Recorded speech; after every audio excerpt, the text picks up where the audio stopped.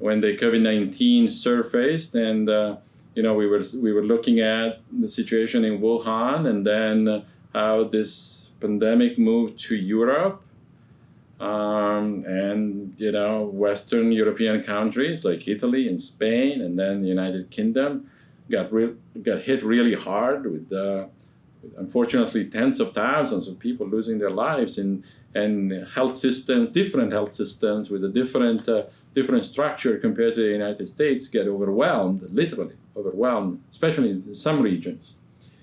I never thought that this would.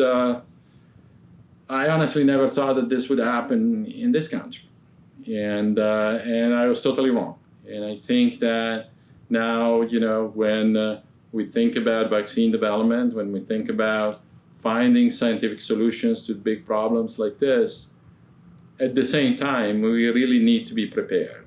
And it's a little bit like the military, there where you build an army hoping that you're never going to have to use it, but sometimes you have to use it.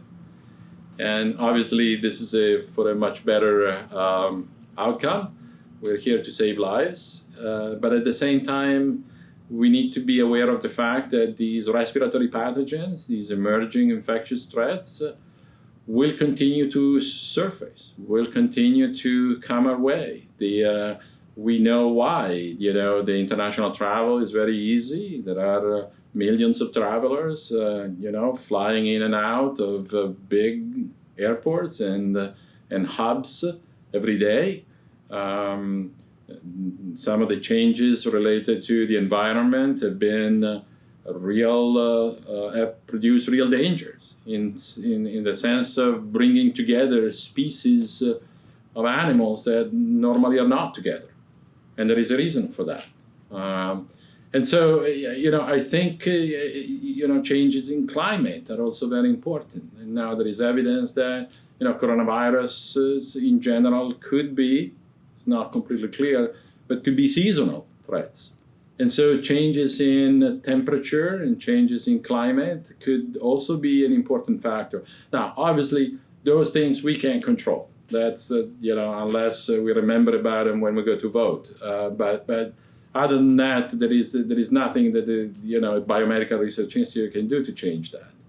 But what we can change is, in fact, a level of preparedness that goes from having the right infrastructure, having the right scientists, having the right computer-based molecular modelers, and the right equipment in order to really accelerate evaluation of potential emerging new pathogens, understand the biology a little bit better, and be prepared to explore a portfolio of approaches.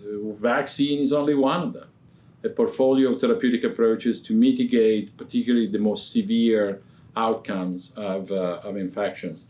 And so that's, right now the priority is really to find a solution for COVID-19. We hope that Wistar will make a long-lasting contribution to that. But the work doesn't end there.